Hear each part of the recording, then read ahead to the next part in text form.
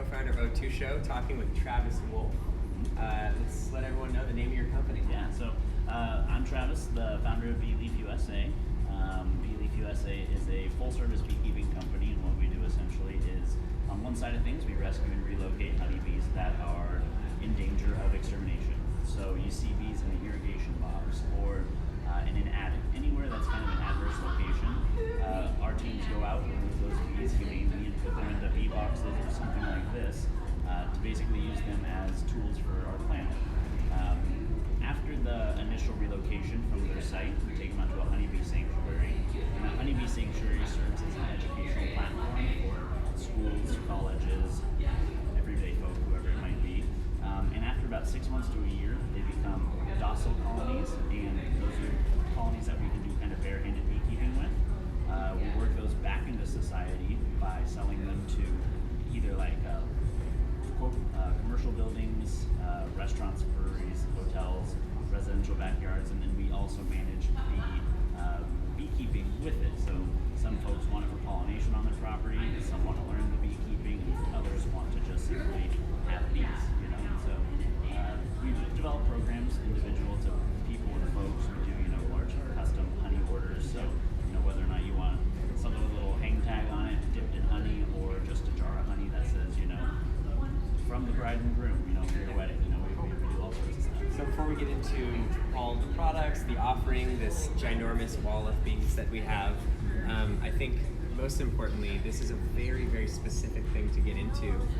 What got you into this? So I was actually working and managing bars in downtown San Diego. I had the opportunity, people were always asking, where do we want to do something outside of the hotel, something exciting. And so I was on the committee at the time that allowed me to bring new ideas to the hotel. I brought bees to the hotel, and we brought in some other animals and stuff, but bees were the winner. And so we're like, okay, this is fun. That just played into the whole idea of pollination. Sustainability, bringing bees on site was a big portion of being a sustainable company, because what it did for us was, Southern California has more micro farms than anywhere else in the world, which means that we have some of the freshest, best food available to us. That also means that we also have more delivery trucks going in different directions. We're burning more fuel just to get those daily deliveries. And so our concept of BeeLeaf and Bee-in-Leaf basically plays into the on-site hydroponics that we do, as well as the honeybees that we do. And so that eliminates the trips from delivery trucks. If you can just procure specialty goods there on property, it makes it a lot simpler. On top of that, the chef can then use kind of the piggyback between the two. The bees can help pollinate the plants can influence the bees' honey.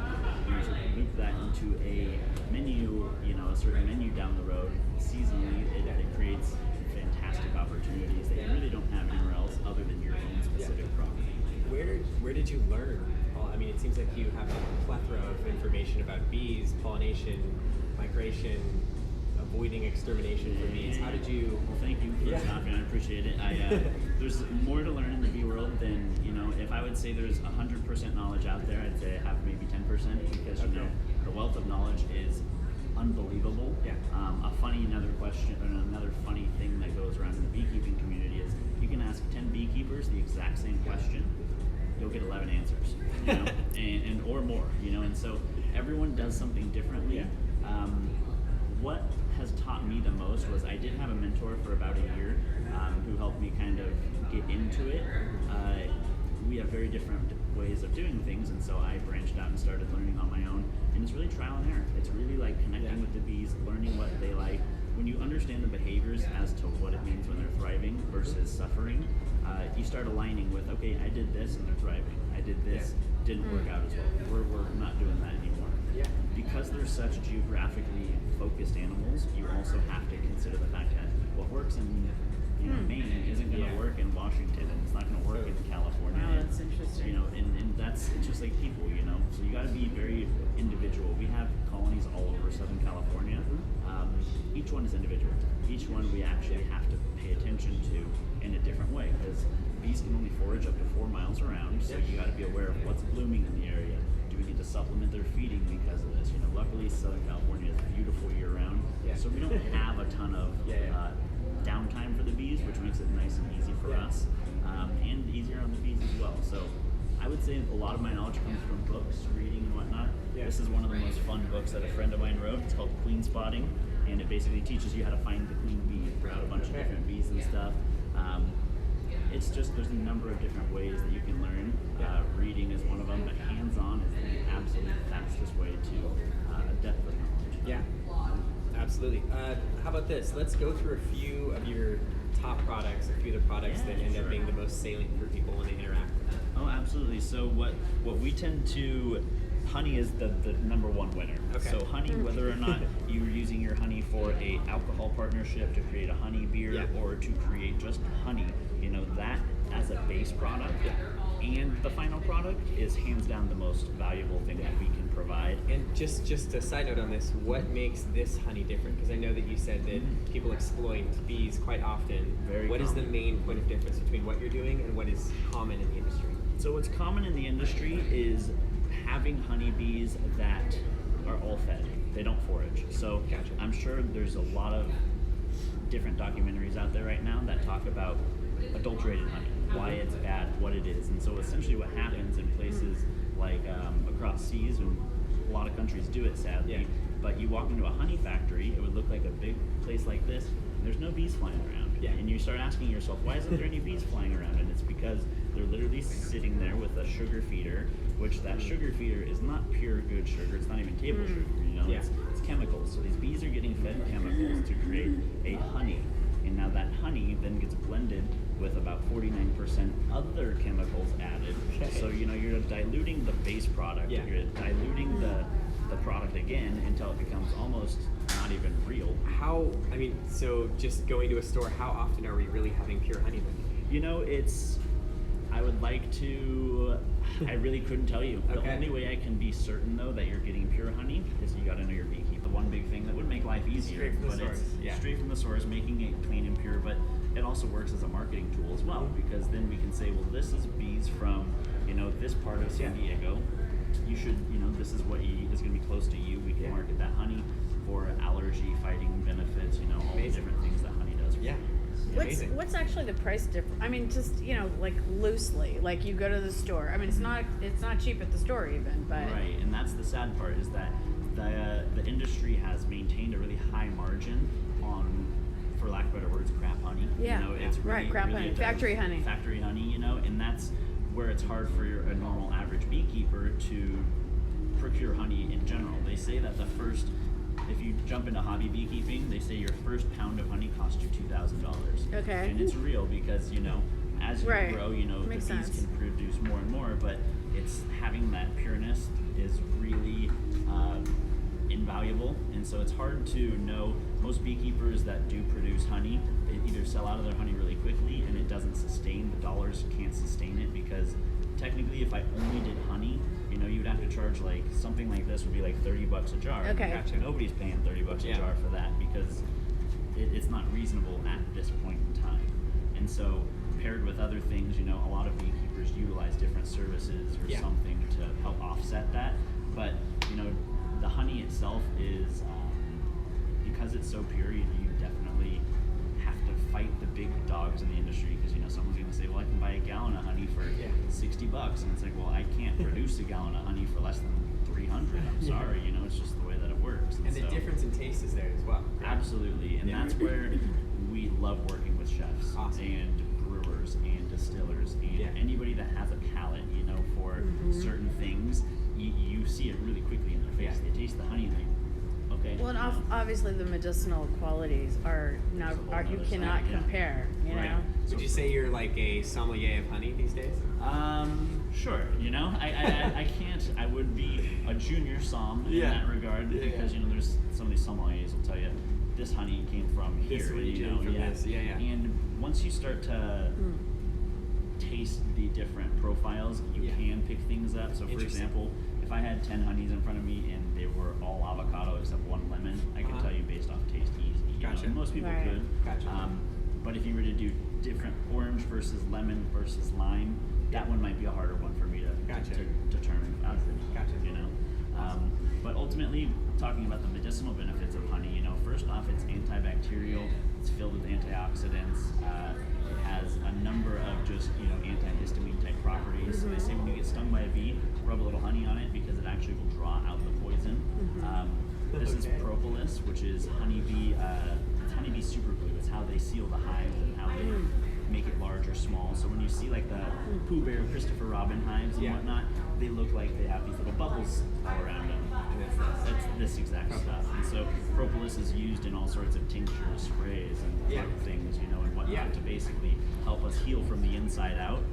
And those are made up of just plant essences, whether it be it's just a number of different compounds which you can't isolate and create. You know, you can't create the blend, just like honey, because in order to create 1 teaspoon of honey, you know, I think it takes about a couple 100,000 trips to and from flowers, you know. So this jar alone took probably about 1.3 million trips, you know, to create that amount of honey. And when you think about it, it's so much work, it's so much energy. And when you think about energy as a raw fuel, if you will, it takes a lot of fuel and a lot going into it. And so paired with the appreciation of what it is and what it does a lot for, you know, in my opinion, the soul and the spirit, which is the basis of all healing. And on an actual physical level, it's huge too, because it's great for you and it tastes good. Yeah. You know, So in the fashion industry, it's very common for people to take in less, to have less of an impact. On this end, other than just buying well-made products like yours, what can viewers do, what can all of us do to create less of a harmful impact on the bees? Yeah. Are there certain products that we should avoid?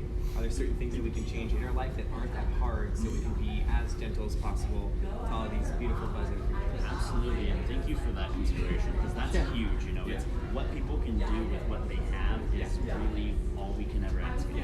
So the first thing, and it's becoming more and more common, is if you do any sort of yard work, if you do anything like that and you're using chemical pesticides or sprays, try your very best to eradicate. You know, pull them out of there. There's always a natural substitution for something, and it might take a little while. For example, a lot of the larger properties we work with will have, you know, they'll take all their pesticides out, but they have to then do kind of heavy cinnamon treatments for the first 2 years until the soil has really soaked that up and the bugs don't come around. Gotcha. And that works. But another option is planting flowers. So, you know, there's so much more that we can do as opposed to not do, you know. So just planting, you know, these little packets are 3-season garden packs, and basically it allows flowers and pollination to be happening year round. Visually, it's fantastic too. It's not just helping out your bees. And when you have, you know, little ones or even anyone, you know, who can teach like this, the plant life cycle, and it all ties into everything, and it makes it more fun too. You know, So and less pesticides, more plant flowers, and shifting the paradigm of bees. That's the ultimate goal for us. We want to move away from a commercial operation that sees one beekeeper with 60,000 hives. And see 60,000 beekeepers with one hive that they're all connected to, getting their own honey, and that's a huge piece. Shifting that paradigm of bees are harmful and moving towards this, they are our brothers and sisters on this planet, and we got to take care of them like we would take care of our dogs and cats. You know, they're just as important, just a little misunderstood. Yeah, fantastic. So you're wearing a shirt that says "Don't hate, pollinate." Don't hate. As a closing note, where are you headed? You're doing some amazing stuff right now. How do you want to grow this in a way to actually grow smaller groups of people who are practicing exactly what you're practicing? Sure. So our ultimate goal is first we got to shift that paradigm, and so by doing that, our focus is getting on as many hotels and places that create impact, because they become a marketing story for them, and it allows us to share the story of what we do. So being on top of, our goal is to be on top of as many hotels as possible by the end of this year. Awesome. And actually for like the next 10 to 15 years. That's a shout out to all the hotels watching. Yeah, all the Marriotts, all the Hiltons, the Hyatts, all the people that have a very large carbon footprint. This is an immediate offset. We can automatically just start working that backwards, which is fantastic. And then, you know, on a residential level, teaching people that, look, don't kill the bees if you have a problem. You know, people don't notice how long bees are living in their walls or attics. But the second they find out about it, it turns into a panic mode. And it's like, well, technically they've been there 3 years. You don't need to panic in the next 20 minutes and make it an issue. You know, find the beekeeper, do the due diligence, go through and find someone that can remove them humanely. And we will be, within the next couple of years, we will be franchising across many of the large states and whatnot. So Are there any resources that you could let people know now in terms of contacting to make sure that they're not killed? If they're actually Honeybee 911 on resources. It's a nationwide resource to connect you to people that rescue and save bees. It tells you the prices, it tells you what they do, how they do it. So that's a great resource. There's a number of different little pockets like that, but you can always reach out to your local beekeeping societies, because almost every big city has one. And bees, a lot of people do it for free, a lot of people will have to charge. It just depends on what they do, but great resources, local beekeeping clubs and societies. And lastly, and I think most importantly, where can people find you online? Oh, BeeLeaf USA. BeeLeafUSA.com is where we're at. We have all of our information there. You can email the main line there. You can get the newsletter and updates from the Queen and all sorts of fun stuff. And I think it's also worth mentioning that a colony is 95% female. There's only 5% of the colony is men. And as a result, we all know that women run the world. And it's, here it is in living color too. Awesome. Well, this is Travis Wolfe of BeeLeaf at O2 Show. Thanks for tuning in.